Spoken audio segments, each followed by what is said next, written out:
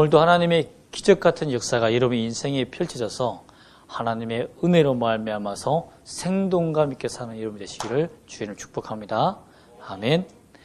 여러분, 기적이라는 것은 예수를 믿는 사람들에게는 정말 상식처럼 일어나는 것이 정상인데 그것이 일어나지 않는 것이 참 안타깝죠. 예수를 믿지만 하나님의 은혜와 하나님의 복을 받지 못하고 산다는 것만큼 우리에게 절망적인 일이 없을 겁니다. 말씀을 통해서 믿음이 성장하고 또 그 예수님을 만남을 통해서 예수님이 내 인생을 어떻게 고쳐가시고 인도하시는지를 깨닫는 시간이 되기를 또 간절히 축복합니다. 아멘. 오늘 본문에 보면 한 나병 환자, 한센스병이라고 하죠. 나병 환자의 특징이 무엇입니까? 나병 환자는 몸이 썩어가는 겁니다. 그럼에도 불구하고 그가 아픔을 느끼지 못한다는 것에 핵심적인 그 가치가 있습니다. 왜 그게 가치가 되냐면 죄도 마찬가지거든요. 우리가 죄를 범하지만 우리의 영혼이 썩어간다는 것을 모른다는 겁니다. 그래서 신약 성경에서는 이 구약 성경과 신약 성경의 나병과 중풍병에 대해서 얘기할 때 죄를 짓지만 그 죄의 그 속성이 무엇인지를 너희가 알고자 원하느냐? 죄의 속성이 이렇다라고 알려주는 부분이 나병은 바로 썩어가고 있지만 썩은 줄 아프지 않는다는 거죠. 중풍병자는 내가 이렇게 행하고자 하지만 몸이 말이 듣지 않는다는 거죠. 죄를 범하는 죄인의 속성이 그렇다는 것을 보여줍니다. 그렇기 때문에 이 병에 걸린 자는 하나님께 저주를 받았다라고 생각했습니다. 그 나병에 걸린 자가 오늘 예수님을 만나서 그 병을 낫는 기적을 받게 됩니다. 과연 어떻게 이런 일이 일어났고 왜 예수님이 이런 기적을 베풀었는지 우리가 살펴보기를 원합니다. 이 사람이 그 전에는 이 동네에 살면서 참 행복했던 것 같습니다. 나병은 발병되면 이 유전적으로 나병이 생기는 것이 아니라 부모가 나병에 걸리면 그 자식이 나병에 걸리는데 이 사람이 한 동네에 있어서 어느 정도 거닐고 다녔다는 것을 보면 그가 처음부터 출입이 금지된 사람은 아니었던 것 같아요. 그런 것을 보면 그의 병이 심각한 나병이기보다는 나병이 진행되는 중이었고 그리고 가족에서부터 옮겼다고 보기보다는 후에 나병이 생겼다라고 많은 사람이 판단하고 있습니다. 이 말은 뭐냐면 젊었을 때는 뭐가 있었다? 가정이 있었다는 거예요.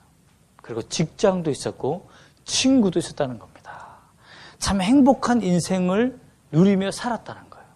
이야, 참 행복하다 하며 그 동네에서 편하게 살았던 사람이 어느 날 상처가 났는데 그 상처가 쉽게 낫지 않는 거예요.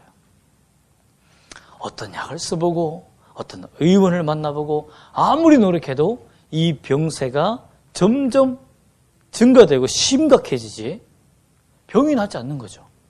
어느 순간 자기가 나병이라는 것을 깨닫게 된 것을 언제 깨닫게 됐겠습니까? 피부에 꽃이 피기 시작하는 거죠. 하얀 꽃들이. 온몸에 하얀 꽃들이 피기 시작합니다. 피부의 곰팡이처럼 온 피부가 썩어가는 그런 현상이 생긴 거죠. 그러면서 팔이 떨어지고 손가락이 떨어지고 하는 거죠. 그렇기 때문에 그가 그런 고통을 당하고 나니까 제사장이 이제 판단하는 거죠. 제사장이 가봤겠죠. 그 당시에 나병, 이 구약 성경에서는 문둥병이라고 했는데 그 병을 진단하는 유일한 사람이 누구냐면 제사장입니다. 제사장이 가서 판단해보니까 제사장이 뭐라고 말합니까? 너는 나병이다. 며칠까지 이 성을 떠나라 라고 한 거예요. 그리고 너는 다닐 때마다 어떻게 해야 된다고요?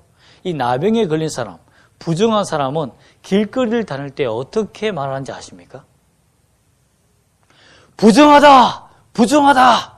부정하다! 부정하다라고 자신이 부정한 인간이라고 사람들에게 외치면서 다녀야 됩니다. 특히 나병에 걸린 사람. 여러분 얼마나 창피하겠어요. 이 말은 뭡니까? 나는 하나님께 저주받았다. 나는 하나님께 버림받았다. 라고 외치면서 다니는 것과 똑같다는 겁니다. 얼마나 비참하겠어요. 그 마음이. 가족과도 헤어져야 되고 그 즐거웠던 친구와도 관계 끊어져야 되고 자기가 그동안 평생 일해왔던 평생 직장이라 생각했던 섬겼던 직장에서도 쫓겨나게 됩니다. 그리고 성 밖에서 이제 지내야 돼요. 얼마나 인생이 비참하겠습니까? 자신이 잘못한 게 뭐가 있느냐 생각되지 않겠습니까? 내가 하나님을 저주하였느냐? 내가 이방인이냐? 내가 정말 하나님을 믿지 않고 여호와를 섬기지 않고 내가 11조를 드리지 않았느냐? 내가 주를 위해서 헌신하고 최선을 다했는데 왜 내 인생에 하나님께서 이런 비참한 결과를 주시는 거예요? 여러분 그렇게 한탄하며 자기의 인생을 부정하다 외치고 사는 사람들이 바로 나병에 걸린 사람들이었다라는 것입니다. 그들에게는 뭐가 없습니까? 소망이 없습니다. 희망이라는 것을 꿈꿀 수가 없습니다. 이제 자기가 꿈꿀 수 있는 건 뭐냐면 좀 더 걸어 다닐 수 있고 좀 더 팔이나 손가락이 떨어지지 않고 물건을 집을 수 있는 그래서 평안히 빨리 죽을 수 있는 그런 인생 시간이 오는 것이 바로 그들에게 꿈입니다. 그게 유일한 희망이에요. 여러분 오늘날에도 암 환자들 병원에 가서 신방을 해보면 자신이 빨리 죽는 것이 꿈이라고 합니다. 아프지 않고 고통스럽지 않게 죽는 것. 왜냐하면 암 환자들은 계속 몰핀을 맞잖아요. 나중에 이 병이 처음에는 항생제를 맞고 진통제를 먹다가 말이 안 들으면 마약 성분이 있는 것을 먹죠. 그래서 맞잖아요. 그게 몰핀인데 나중에 이 몰핀을 계속 맞고 나면 마지막 암덩어리가 온몸에 퍼졌을 때는 그 몰핀이 듣지 않습니다. 그래서 어마어마한 고통 속에 있다가 죽습니다. 여러분 그러기 때문에 사람들이 할 수만 있으면 진통제를 먹지 않고 빨리 그 병이 낫기를 원하는 거죠. 아니면 평안히 고통 없이 죽기를 원하는 겁니다. 여러분 우리 교회에 한번 오셔서 설교하신 우리 장봉규 목사님 여러분 많이 기도해 주시길 바랍니다. 어젯밤에도 그 장이 썩는 것 때문에 계속 약을 먹고 이제는 마약을 2알이나 먹잖아요. 하루에 2번씩 먹지 않으면 그 진통이 온몸에 이 톱으로 자기 뼈를 깎는 듯한 쓰는 듯한 고통이 오기 때문에 기절해 버리거든요. 그래서 병원에 실려가는데 마약이 없으면 안 되는 거예요. 그런 고통에 있는 사람들을 보면 얼마나 여러분 저에게 항상 적어오는 게 그겁니다. 목사 내가 내 딸 때문에 죽지 못한다. 그러나 평안히 죽기를 원한다. 한 번 고통 없이 죽는 것이 소원이다. 여러분 참 젊었을 때 부모를 여의고 정말 가족이 한번 깨어지기도 하고 이제 다시 하나님이 가족을 붙여주셔서 행복하게 살 쯤에 이러한 큰 병들이 더 심각해져서 이제는 치매까지 오게 됐다. 아침에 한 일을 저녁에 기억하지 못하는 그런 안타까운 일이 생긴 거예요. 오랜 과거의 기억은 장기 기억이 되어서 기억이 있는데 그것도 조금씩 사라지고 있대요. 단기 기억. 아침에 한 행동은 저녁에 기억을 못한답니다. 여러분 목사님으로서 무슨 죄가 많아서 하나님 앞에 그러한 징계를 받고 산다고 하나님이 나를 벌 주신다고 생각할 만큼 고통스럽게 살까요? 여러분은 어떻습니까? 하나님, 내 인생을 왜 하나님께서 이런 어렵고 힘든 여정을 걷게 하십니까? 왜 내 손 잡아주지 않으세요? 내가 하나님을 위해서 헌신하고 나아가는데. 여러분, 그러나 하나님은 그런 고통 속에 있는 자들을 만나시기를 원한다는 것을 믿으시기를 원합니다. 하나님은 자신에게 나와서 믿음을 가지고 나아가는 주의 백성들을 외면하지 않는다는 것을 여러분 믿기를 소망합니다. 여러분 장봉규 목사님은 너무 고통스러워서 눈물 흘리며 하나님 살려달라고 할 때 하나님이 그의 눈을 여시사 천국을 보여주십니다. 비몽사몽간에 마약도 하지 않았을 때, 너무 고통스러울 때. 그래서 그 천국을 보고, 야, 천국의 소망이 저기 있구나. 내가 이 병을, 이거 병이 낫지 않았지만 천국이 있다는 것을 자기가 깨닫고는 예수님을 만나고부터 이 병과 싸울 수 있는 힘을 얻었다고 합니다. 여러분, 고통을 하나님이 치유하시지 않는 이유는 저는 잘 모릅니다. 그 목사님도 몰라요. 그러나 천국을 보여줬다는 것은 예수님이 이렇게 말씀하시는 것 같습니다. 얘들아, 이 땅에서 행복하고 평안히 사는 것이 복이 아니라 너희들이 예수를 고통 중에서도 온전히 그 믿음을 지키며 순교자로 사는 것이 나의 뜻이다. 그리고 그 천국에 들어왔을 때에 너희의 몸이 건강해지고 하나님 품에 안겨서 내 눈물을 닦아주시는 그 주님을 만나는 것이 복이다 라고 말씀하시는 것 같습니다. 여러분, 이 나병 환자를 보십시오. 나병 환자가 어떻게 치료된지 보실까요? 예수님께서 한 동네에 들어오셨습니다. 계실 때라고 되어 있습니다. 수많은 사람들 앞에서 부정하다라고 말해야 되는데 이 나병 환자가 예수님의 소문을 그동안 많이 들어왔잖아요. 죽은 자를 살리고 병자를 살리는 소문을 들어왔어요. 그런데 자기가 예수님의 얼굴을 보고 예수님이다라고 알 정도라면 그 전에는 병이 안 들었고 예수님을 한번 먼 발치에서 본 적이 있다는 것이 사실입니다. 그죠? 나병이 들고 난 다음에 그의 절망한 인생을 고칠 수 있는 방법은 예수밖에 없다는 것을 잠시 잊었던 거예요.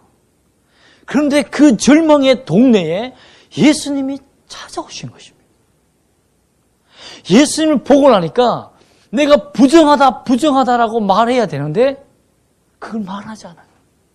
수많은 사람들이 내가 부정하다 말하면 예수님을 데리고 이동해 버릴까 봐.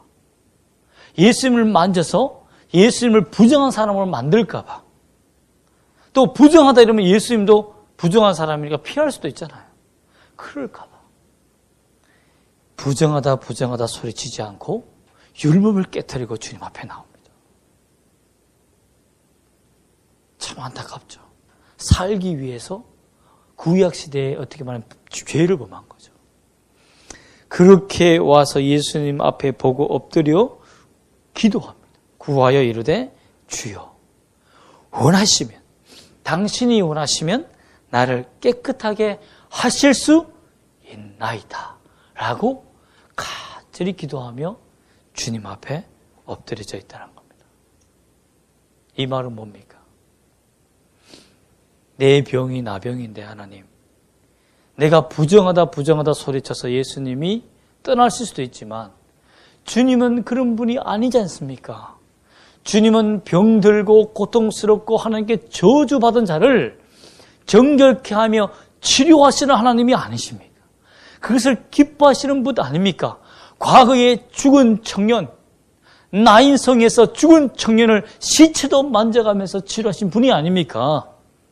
스스로 부정한 것을 만지시는 분 아닙니까? 이 부정한 주인이 여기 왔으니 내 몸 만져주시고 나를 치료해달라고 눈물로 그가 엎드려서 주님 앞에 호소하고 있다는 것입니다. 그때 예수님께서 뭐라고 말합니까? 13절 말씀에 예수께서 뭘 내밀었다고요? 손을 내밀어 그에게 어떻게 했습니까? 대시며. 여러분 얼마나 우리 예수님이 사랑이 많은지 모릅니다. 부정하다 하며 그에게 하나님의 저주를 받은 자를 만지지 않는 그 자를, 그 청년의 그 젊은 죽은 시체를 만진 그 손으로 오랫동안 병들며 고통스러워하며 절망한 이 나병 환자의 가장 부정한 나병을 옮길 수도 있는 그러한 전염병에 예수님이 손을 대시며 기도했다는 겁니다. 그리고 뭐라고 말합니까? 다 같이 읽어볼까요? 내가 원하노니 깨끗함을 받아라. 여기에서 우리가 하나님의 인격을 볼 수 있습니다. 당신이 원하시면, 주여 당신이 원하시면 나를 깨끗게 하실 수 있나이다 라고 말했을 때 예수님의 마음이 어떤 마음이라고요? 깨끗하게 되기를 원하신다는 겁니다. 하나님은 우리가 절망 중에 사는 것을 원치 않습니다. 하나님은 우리가 질병 중에 사는 것을 원치 않습니다. 이 세상이 고치지 못하면 어디에서 고칩니까? 저 하늘 아래에서 고쳐주십니다. 이 땅에서 의사들이 고치지 못하기 때문에 내가 은사를 주고 능력을 주고 지식을 주어서 공부하게 해서 하나님이 의사로 만들어놨더니 못 고치는 거예요. 병들을. 그걸 어떻게 합니까? 진정한 의사이신 하나님이 천국 병원에서 다 고쳐주는 거예요. 팔도 재생하게 만들고 코도 다시 생기게 만들고 멀쩡한 몸을 주시는 거죠. 새로운 부활의 몸을 우리에게 창조해서 주시는 거죠. 그 하나님을 만나시고 믿기를 소망합니다. 그러므로 여러분, 우리가 하나님께서 우리를 얼마나 사랑하시는지를 안다면 우리가 절망해서는 안 될 것입니다. 그리고 난 다음에 놀라운 일이 일어납니다. 하나님의 사랑으로 그의 몸에 손을 대니까 나병이 어떻게 됐다고요? 떠나갔다라고 주의 말씀에 기록되어 있습니다. 나병이 떠나갔다. 나병이 나았다라고 말하지 않고 나병이 떠나갔다라고 표현한 이거 뭔지 아십니까? 하나님의 저주가 떠나갔다라고 선포하는 겁니다. 하나님이 저주하신 그 저주, 나는 저주받은 인생이라고 생각했던 그 생각, 그 마음에 있는 모든 고통을 하나님이 떠나보냈다라는 겁니다. 하나님은 여러분의 인생의 모든 저주를 끊기 위해서 십자가에 오신 분이십니다. 예수님이 죽음으로 말미암아서 내가 받는 고통의 모든 저주들, 인생의 모든 사망의 죄악의 형벌들을 예수님이 다 자신이 저주당하시고 돌아가시고 부활하시기 때문에 그 예수 그리스도를 믿는 자는, 하나님을 사랑하는 자는 그 모든 저주에서 끊어진 자임을 선포하시기를 소망합니다. 여러분, 그렇게 위대한 자입니다. 여러분들은 그렇게 하나님이 사랑하시는 자입니다. 자기 몸에서 병이 낫는 것을 여러분 느껴본 적이 있습니까? 그때 기분이 어떻습니까? 날아갈 것 같지 않습니까? 저도요, 요즘 소식하고 하니까 뒷골이 당기지 않고 가슴이 답답한 게 없어요. 저는 가슴이 답답한 것이 제가 원래 이렇게 좀 심장이 좀 이렇게 약한가 이렇게 생각을 했거든요. 그게 아니고 혈압이 있어서 가슴이 답답한 것이었더라고요. 근데 지금은 가슴이 편합니다. 생각도 집중이 잘 되고. 여러분, 이런 느낌을 받아보니까 병에서 해방되고 나았다는, 건강하다는 이 기분이 얼마나 기쁜지 모릅니다. 나병에서 나은 것, 여러분 얼마나 기뻤겠습니까? 춤을 췄겠죠. 그런데 예수님께서 그에게 이렇게 말합니다. 제사장에게 가서 보이는데 동네방네 소문 다 내면서 나 병 나았다라고 말하라고 했습니까? 아니죠. 이상한 점이 있어요. 너가 나은 것을 아무에게도 말하지 말라라고 말합니다. 왜 그랬을까요? 예수님께서 모든 저주를 끊고 이 병을 고칠 수 있는 분이라는 것을 선포하면 오히려 예수 믿는 사람이 더 많아지고 하나님의 나라가 더 확장되고 수많은 사람들이 예수를 믿는 구원의 역사가 일어날 텐데, 왜 예수님은 이 사람들을 전체가 예수를 믿는, 이 동네 전체가 예수를 믿는 일에 왜 전도하지 않을까요? 이상하지 않습니까? 그 비밀은 뒤에 있습니다. 예수의 소문이 더욱 퍼지며 수많은 무리가 뭐 하기 위해서 왔다고요? 15절 말씀에 말씀도 듣고 또 자기 병도 고침을 받고자 하여 모여오되. 여러분, 이게 죄입니까? 죄가 아닙니까? 죄가 아니죠. 하나님의 말씀을 듣고 자기 병을 고치려고 하는 사람이 얼마나 훌륭한 믿음을 가진 사람입니까? 여러분, 만약에 우리 교회에 어떤 사람이 오는데 멀리서 수많은 사람들이 목사님의 말씀을 듣고, 하나님의 말씀을 듣고 우리가 교회를 섬기기 위해서 왔습니다. 그리고 우리의 영육간의 치료하기 위해서 왔습니다. 이러면 그걸 누가 방해하겠어요? 잘 오셨습니다. 그런데 예수님께서 보면 예수는 물러가사라고 되어 있습니다. 그 무리를 떠나갔다는 겁니다.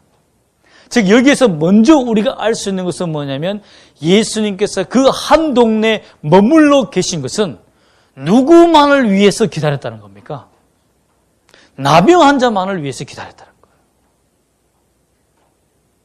그 절망에 빠진 자, 하나님께 저주받은 자를 하나님께서 그 한 사람을 위해서 왔다는 겁니다. 예수님은 수많은 사람이 복음을 듣고 예수를 믿고 돌아오는 것 좋은 일이지만 하나님의 긍휼을 베푸신 것은 하나님의 계획과 섭리 속에 있는 하나님의 독특한 권세라는 것을 우리가 믿어야 됩니다. 그러므로 여러분이 예수를 믿고 하나님의 사랑을 알고 예수님의 긍휼함을 받게 되었다는 것은 하나님의 이기적 사랑 때문에 여러분이 구원받은 겁니다. 나를 사랑하신 하나님이 나 같은 자를 찾아오셔서 구원하셨다는 것에 우리가 감사하시기를 원합니다. 그러나 두 번째로 이들을 물리친 이유가 있습니다. 예수님의 능력을 삼위일체의 의논 없이 함부로 사용하시는 분이 아닙니다. 자기의 능력을 과욕하고 과신해서 자기를 교만하게 만들며 쉽게 복음이 전파되어서 사람들에게 증거할 수 있는데 막 사용하는 게 아니에요. 예수님은 성령의 충만을 기다렸습니다. 자신의 능력을 사용하고 나면, 하나님의 저주를 끊고 그 병을 고친 능력을 사용하고 나면 반드시 성령의 재충전되기 위해서 어디로 갔습니까? 자신이 늘 기도하는 산에 갔습니다. 뭐하러? 기도하러. 전능하신 하나님 예수님 아닙니까? 그가 기도할 필요가 뭐가 있겠습니까? 아닙니다. 예수님도 성령에 충만된 상태에서 아버지가 허락하신 사람들을 내게로 보내주신다고 했기 때문에 하나님이 내게 보내준 사람, 성령의 능력을 통하여서 겸손하게 사역하시는 분이 우리 예수님이십니다. 여러분, 우리가 하나님 앞에 병을 고침받고 우리가 하나님 앞에 치료받았다고 해서 막 간증하며 돌아다니는 것 예수님은 그렇게 좋아하지 않습니다. 왜냐하면 예수님이 이 나병 환자가 저주받은 것에 풀려서 직장도 다시 얻고 가정도 다시 얻고 결혼도 하고 행복하게 살기를 원했지만 이것이 수많은 사람에게 간증함으로 말미암아서 같은 나병에 있는 사람들이 절망하는 것을 원치 않으셨다는 겁니다. 여러분, 내가 가난하게 되었다가 갑자기 부유하게 되면 하나님이 이렇게 하셔서 내가 부자가 됐습니다 하고 간증하잖아요. 그 간증을 듣는 사람들은 다 절망합니다. 내 인생이 가난한 사람들은 다 절망해요. 간증은 복이 되기도 하지만 독이 되는 것이 거의 대부분입니다. 하나님께 은혜 받은 것에 대해서 감사하고 누린 것은 많지만 그것을 내가 자랑하며 떠벌리면서 세상을 사는 것은 위험한 일입니다. 하나님은 겸손하기를 원했다는 겁니다. 예수님 자신이 그 겸손을 보여주잖아요. 아무에게도 말하지 말라 한 다음에 많은 사람들이 말씀을 듣고 그 간증을 들으며 자기도 병을 낫고 막 행복하게 지내고 싶었는데 그 간증 환자가 떠드는 바람에 많은 사람들에게 내가 나병이 나았다라고 떠드는 바람에 이런 일이 생겼잖아요. 예수님이 물러가서 조용히 기도해 버리십니다. 여러분, 이것은 저에게 주시는 말씀 같아요. 홍 목사, 설교 어느 순간에 잘 해봤니? 또 어떤 수련의 인도나 또는 성령의 능력을 통해서 사람을 병을 고쳐봤니? 그러면 그 다음에 너가 해야 할 일은 다음을 준비하기 위해서 기도하러 가는 것이지 계속 사역만 하는 것은 아니다라는 거죠. 너의 힘으로 하려고 하지 마. 기도하고 하라 라는 것이죠. 여러분도 하나님을 섬길 때 기도하는 시간을 만들지 않는다면 여러분의 댐은 말라가고 있는 것입니다. 기도는 그래서 댐에 물을 채우는 것과 동일합니다. 비가 올 때 댐에 수문을 막으세요. 즉 여러분, 주님을 섬기고 주님을 위해서 일하고 헌신하고 내가 성경을 읽고 내가 하나님을 위해서 희생하는 그 모든 일에 앞서서 가장 중요한 것은 내가 교회를 출발하여 이곳에 오기 전에 조용히 내 침실에서 일어나기 전에 하나님, 내가 주님 앞에 기도합니다. 오늘 받을 은혜가 충만하게 해달라고 여러분의 영혼의 댐에 기도로 채워 하나님의 능력과 은혜를 채워서 여기로 오세요. 여러분 직장으로 갑니까? 직장에 갈 때도 여러분 지하철에서 아니면 차를 타고 갈 때 기도하세요. 하나님, 내가 직장에 들어가서 문을 열 때에 내가 기도함으로 말미암아서 하늘의 은혜의 그 강물을 채워서 내 사역에, 내 일에 그 댐의 문을 열어 그 은혜의 물을 흘리게 해달라고 여러분 기도하십시오. 그래야 여러분이 삽니다. 그렇게 해야만 여러분이 인정받고 하나님이 도우시고 하나님의 긍휼함을 받습니다.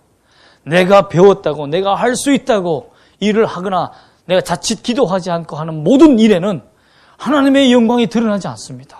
하나님의 역사가 없어요. 하나님의 은혜가 없습니다. 내 힘으로 한 곳에는 반드시 사람의 냄새가 납니다. 반드시 나의 욕망의 그늘이 있고 나의 자랑이 숨쉬며 자랍니다. 그런 댐은 부셔버린 게 낫습니다. 그런 댐은 물이 없는 거죠. 여러분이 기도함으로 말미암아서 성령이 우리 안에 충만하기를 소망합니다. 로마서 5장 5절에 보면 너희가 성령으로 말미암아 하나님의 사랑을 부으신 바 됨이니, 즉 내가 하나님을 사랑합니다, 내가 예수님을 사랑합니다라는 그 감정은 언제 느낀다고요? 성령을 받은 사람만 느낀다고요. 즉 내가 하나님을 사랑합니다라는 그 마음이 없는 사람들은 둘 중에 하나는 거죠. 예수님을 만나지 못했거나 첫사랑이 식어졌거나 잃어버린 사람들이죠. 그러므로 성령을 회복하십시오. 성령의 충만함을 회복해달라고 나에게 기도함으로 말미암아서 우리가 기도함으로 말미암아 성령 충만받아 하나님의 사랑이 충만해지기를 예수 이름으로 축복합니다. 아멘. 우리 다 같이 기도하겠습니다. 기도합시다.